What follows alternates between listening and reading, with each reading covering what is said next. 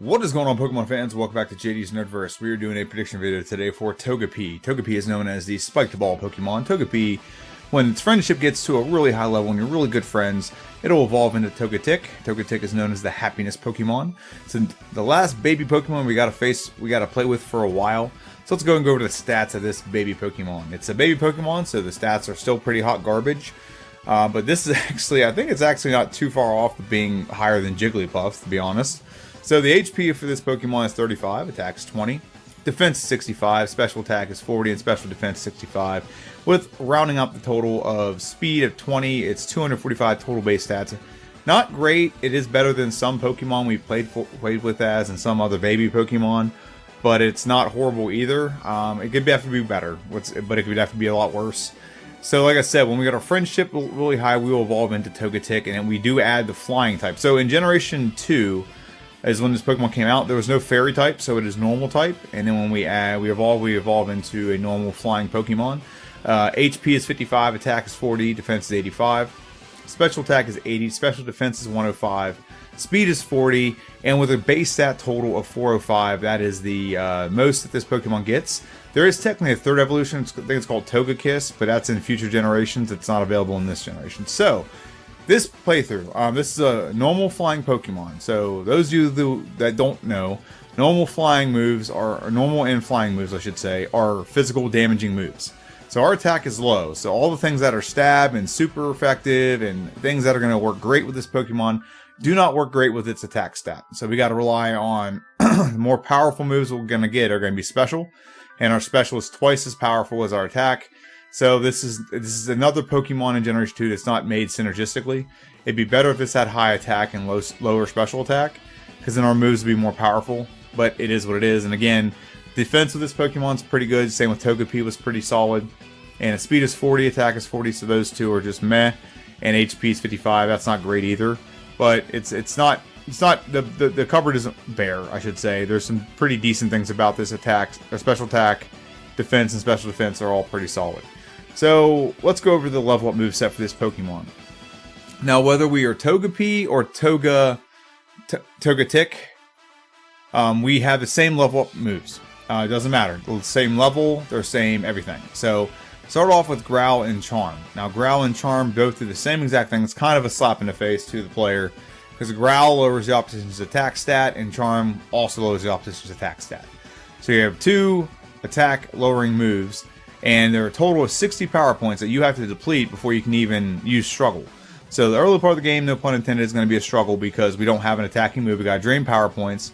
This isn't like Generation 1 where you just go find a Metapod and just deplete all your power points on a Metapod and then you struggle. This one you have to actually you have to do it on Pokemon. You have to heal. The only, I guess, solace in that is you could do that on a Hoppip. But Hoppips are very low find early in the game, so it's really difficult to find that. You're gonna be taking forever just to find a Hoppip when you can just deplete your power points on some Sentrits and whatnot. And level 7 we get Metronome. Now you think oh, we got an attacking move now. We don't need to use Struggle. Nope, we're probably still have to use Struggle because Metronome is very unreliable. You literally have to save for every battle because Metronome will literally randomize every move in the game. It could be self-destruct, it could be Fire Blast, it could be Sand Attack, it could literally be anything. And we only have 10 power points, so this is going to deplete itself pretty quick. Every battle, you're probably going to have to go back and heal. Okay, so this is going to be a tough playthrough early for a lot of reasons. Sweet Kiss, we get at level 18. This just confuses the opposition. Encore makes the opposition repeat a move. Safeguard, if maybe later in the game it could be useful in like a one battle thing, but from battle to battle, I like having a lot of move diversity, so it's probably not the greatest move. And then Double Edge is our final move we can get at level 38. It is 120 base power. With stab, it's 180, and it's 100% accurate. So very powerful move, but it does have recoil, and it also goes off our weak attack stat. So don't know how long I'm going to keep this move. It's powerful, but is the juice worth the squeeze is the best way to put it. So let's move on to our TM moveset. I'm not going to go over everything. There's so many moves here, and if you've seen any of my videos, this is a lot of time is taken up with TMs. So I'm just going to go over the ones we're probably going to use. We're going to use Headbutt. Headbutt, 70 base power, 105 with stab, 100% accurate. Can make the opposition flinch if we go first. I doubt we'll be going first a lot because we're pretty slow. But with us out leveling some things, maybe it'll work. Curse not going to use, roll out. Can be used. It does increase its power over time. It's probably, honestly, one of the best ways we're going to beat Morty. That's the best strategy, probably, to beat Morty. It's less relying on luck and more relying on just, building the move. Toxic, not going to use. Zap Cannon, I think Zap Cannon might be used in this. Because as I'm playing through in my mind, how we're going to beat the final trainer in the game, Red, Zap Cannon might be the only way to get by Blastoise consistently and quickly. Whereas Blastoise has very high defense, and we don't exactly have a lot of great special moves, and the one special move we really have is Fire Blast, which ain't gonna do nothing to Blastoise. So Zap Cannon might have to have some game time today. Rock Smash, not gonna use. Psych Up, not gonna use. Hidden Power is probably gonna be Hidden Power Ice. However, in making this, I did contemplate possibly having Hidden Power Flying. It would have been the same power as Fly, but it would have been one turn, and we could have removed it rather than having to keep Fly on till the end of the game. It's going to be a thought process, but I think I'm going to lean towards Hidden Power Ice because it does make 2 battles almost obsolete, makes them a lot better. But that thought's in my mind. Hidden Power Ice and Hidden Power Flying are 2 very good options to have with this Pokemon. Sunny Day, probably not going to use, but it could be used with Fire Blast. Because I keep talking about Fire Blast. Spoiler alert, we're going to use Fire Blast. Fire Blast is the most powerful special move we have. And we get the charcoal, makes it more powerful. It's just going to be very useful. Sunny Day, now that I think of it, Sunny Day could be used with Solar Beam if we decide to go the route of Solar Beam as well, but I doubt we will. Solar Beam doesn't exactly do great against a lot of things into the game. That might be a better option to use that rather than Zap Cannon. But Zap Cannon, it's definitely going to knock it out, or not, or if it doesn't, it paralyzes every time. So Snore, not going to use. Hyper Beam is a kind of break glass in case of emergency. It's very powerful, but in this generation, if you knock the opposition out, you still got to recharge for a turn. So it's not quite as good, and we have some decent defense, but we don't have a lot of hit points. So I don't know how great this move is going to be. Might be for that one just need that extra oomph for a knockout and to win one battle, but it's not going to be a consistent strategy throughout the game. Protect, not going to use. Rain Dance, not going to use. We can get a water move, so Rain Dance is kind of pointless. I guess you can use Hidden Power Water. That might be the way to do that, but not going to use Rain Dance. Endure, Frustration, not going to use. Solar Beam could be used, and like I said, later in the game, if you need to use Solar Beam and you set up Sunny Day, Solar Beam does not take the turn to set up. So that might not be a horrible strategy that I might implement, is having Sunny Day, and that'll help Solar Beam and Fire Blast be very effective. Return goes off our physical attack stat, but what it is Return builds off your friendship. So when your friendship is really high and you evolve, you should really add Return, because it's 102 base power, and then with Stab, it's 153, and then you add the Pink Bow and beating Whitney's Gym, it gets boosted very high. But also, so does Double Edge. So you just got to decide what you want to do. Do you want to have a higher move with a recoil, or the more consistent move with no recoil? Really what the question is. Psychic, I can see this being used, but you don't get it till the post game anyway. So it might be a little bit of usage later in the game. Shadow Ball goes off our physical attack stat, so that'll be used. Mud Slap is literally the only way we're going to get by our second rival. Mud Slap, I mean, technically you can use Metronome, but I'd rather rely on 2 Mud Slaps to get by Ghastly rather than a Metronome that you could do. You could spend 10 turns and still not get by the Ghastly. So Double Team, not going to use. Swagger, not going to use. Sleep Talk, not going to use. Fire Blast, like I said, is our most powerful move we can learn. It's 120 base power, 85% accurate. With the Charcoal, this will be boosted by 10%, and with our special attack stat, it'll be very powerful, and it'll obliterate pretty much anything we hit except for like water types, and things with a really high special. But I think it's a very powerful move that we can do to get by a lot of things. We have to save up a lot of money, but I think it's worth it. Swift, we'll get this early. This will be an early substitution for Metronome. It'll make it so we can get by kind of the mid game, or the late early game, more or less, and it'll be on our move set until we get headbutt. It's 60 base power. It's 100% accurate. It actually doesn't miss. It's not 100% accurate. It does not miss. And it also is 90 with Stab. Defense Curl would be useful to use with Rollout, but I don't know where to get Defense Curl, so I probably won't use it. Dream Eater, not going to use. We don't even have a move to put people to sleep. Detect, Rest. Rest could definitely be used against Red, so maybe it is a possibility with Red. Attract, not going to use. Steel Wing, not going to use. Fly, definitely going to be used. Works well with our typing.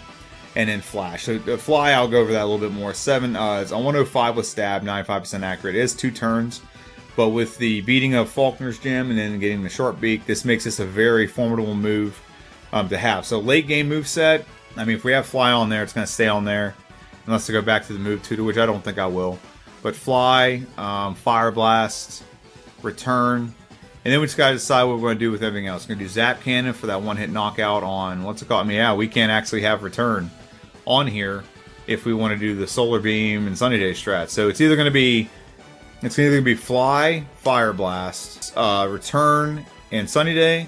It's going to be Fly, Fire Blast, Solar Beams, and Sunny Day. Or I'm sorry, Return and Zap Cannon, or Solar Beam and Sunny Day. That's really our two best options. So we'll see. I'm not quite sure yet. Haven't played through yet, but we will find out. But let's go over the prediction for this Pokemon. So this Pokemon's going to be tough. Because, like I said earlier, we already have a detriment of time early in the game, just depleting power points, and even with Metronome. So, even with Metronome, we're going to go through Bellsprout Tower. Bellsprout Tower, we're not going to... We got 10 moves, and we're going to take more than... It's going to take basically the entire 10 power points to get through every trainer in Bellsprout Tower. So, we're going to have to leave and go heal every single time. Or we're gonna have to end up being in a situation where we don't, or we gotta deplete all of our power points, and then we gotta heal with potions. And doing that is gonna limit our abilities to have potions in the future, or have vitamins in the future. So it's really what's the worst case scenario? But I think Metronome is gonna have to be. It's gonna have to go the Metronome route, and we're gonna have to get through Bellsprout Tower. We're gonna have to go out and heal a lot, come back, heal, come back, heal. It's gonna be a vicious cycle, but that's how we're going to get through Bellsprout Tower.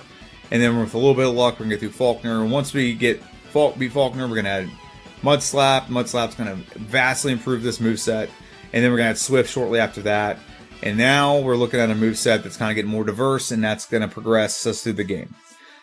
We don't have a grand diverse moveset, but it's going to be good enough that we can get through the game. And the questions that I have are getting by Morty, getting by Whitney. There's a bunch of tough ones there, but we can learn a bunch of moves. Roll Out will be very useful against Whitney. So it just depends on all those things. But I think this is going to be just as bad as Jigglypuff, if not worse. At least Jigglypuff didn't have a lot of power points, so you can deplete your power points very quickly and you struggle. Whereas I don't think this Pokemon's going to be that quick. And Metronome Palin was a good move, even though Jigglypuff had lame attack stats. Palin was at least a good stab move that you could rely on. You can't rely on Metronome. There's nothing to rely on about Metronome. So this is going to be a tough playthrough. This is going to be a tough Pokemon to play through as. Even if I started as Togetic, you're still going to have that same issue. So, yeah, it's not going to be fun, but I think it's going to be close to 3 hours, if not more than 3 hours. Just because I know where we're going to struggle. And, yeah, that's pretty much my prediction. So let me know what you think in the comment section down below. I will be honest, I am so glad to be done with a baby Pokemon for the foreseeable future. We have a slew of Pokemon after. If you want to know the next Pokemon in this, just look at the Pokédex. If you look at the Pokédex for Generation 2, you're going to see the next Pokemon on the list. After this, I believe it's Natu and then Exatu. And then after that, I think it's Mareep. Then you're starting to get into like Sudowoodo and Blossom, things like that. So a bunch of fun Pokemon that I really want to play through as.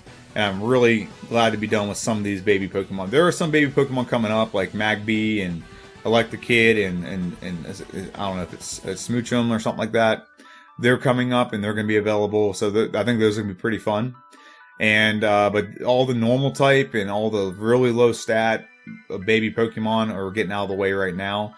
Glad to be done with these. It doesn't seem like people like watching them either, because they've gotten like some of the lowest views I've had on my channel in years. So let me know what you think in the comment section down below. This is JD. This is JD's Nerdverse. Let me know what you think. Have a good one, and I'll see you guys next time.